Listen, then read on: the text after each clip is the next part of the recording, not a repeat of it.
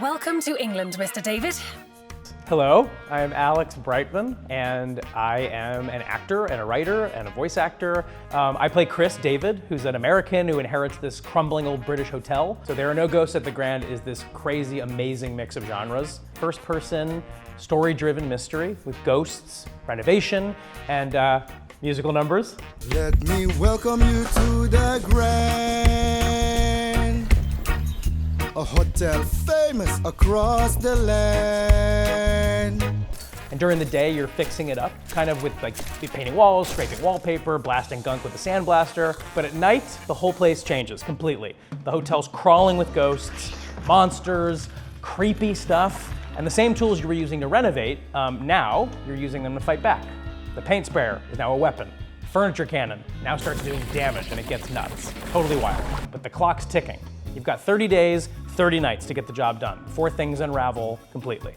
So while you're doing all that, you've got this smart Alex Scottish tool, favorite character in the game, literally this paintbrush with a face, giving you advice, encouragement, the occasional insult.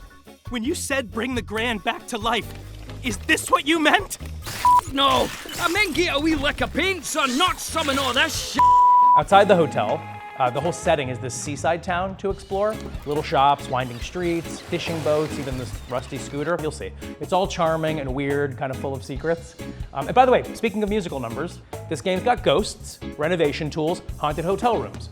And if that's not weird enough, suddenly someone breaks into a full musical number.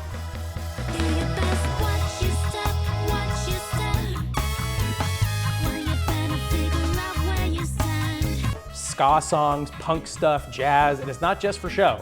Each character has a song that reveals something about them. It's like their fears, their past, their secrets. But the twist is, this is great, I'm singing with them. It's hard to watch, but hard to resist. How a town can cease to exist. Slip away into the abyss, down in the deep, deep dark. Chris, the character that I play, duets with every one of them. So when they open up, he answers. Sometimes sort of gently, sometimes not, something a little aggressive, but the cool part is, you, the player, actually choose what Chris, I, sings. Miss Green, I'm on your side. Then why are you lying to me? I'm not.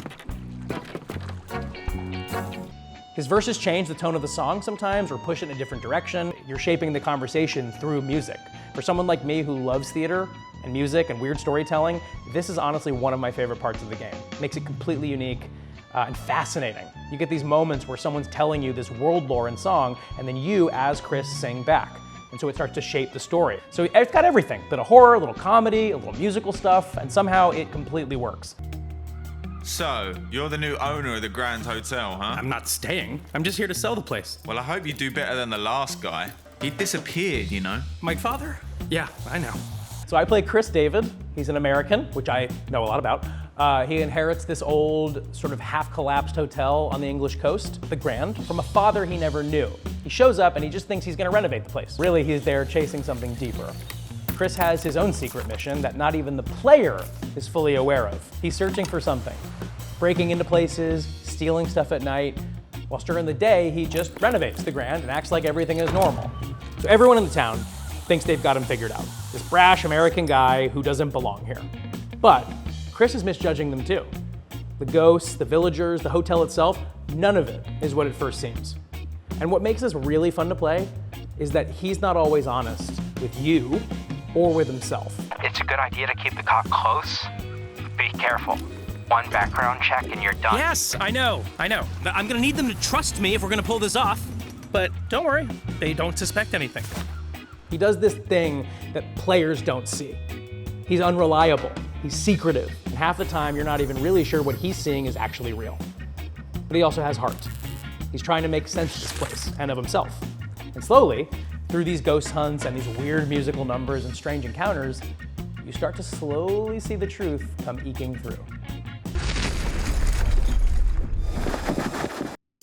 I tend to get cast as people who are morally flexible. Let's just go with that. And Chris totally fits that, but in a different way. He's not really a villain, but he's also not very honest. He's carrying this path that he doesn't really fully understand, so he's making choices that the player might not always agree with or understand, and that's really fun for me, the sort of mystery, the complexity. And I love characters where you're not quite sure if you trust them, where they kind of say one thing, but they really mean another, and you don't know which one's which, and the cracks start to show slowly. So Chris definitely has those cracks.